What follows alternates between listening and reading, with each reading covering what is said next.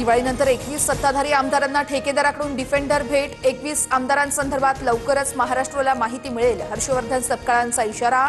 तर बुलढाण्यातील डिफेंडर या 21 मधील आहे का, सपकाळांचा सवाल। मध्य रेल्वे मार्गावरती आजपासून 1 नोव्हेंबरपर्यंत विशेष ब्लॉक कालावधीमध्ये कर्जत ते खोपोली लोकल सेवा उपलब्ध नसणार। पावसामुळे मुंबईच्या हवेत सुधारणा। दिवाळीच्या पहिल्या दिवसापासूनच मुंबईची हवा खालावली होती। मागील 2 दिवसांपासून मुंबईत पावसाची हजेरी।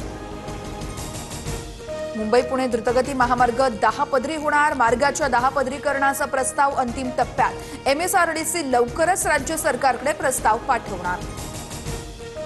छठ पूजेनिमित्त नागपूर पुणे आणि नागपूर मुंबई स्पेशल ट्रेन चालणार। प्रवाशांची गर्दी लक्षात घेता रेल्वे प्रशासनाचा निर्णय।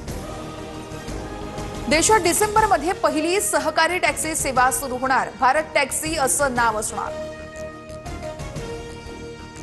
वनडे वर्ल्ड कपमध्ये भारतीय महिला संघाची सेमीफायनलमध्ये धडक। भारतीय संघाचा न्यूझीलंडवरती दणदणीत विजय। स्मृती प्रतिकाची उत्कृष्ट खेळी।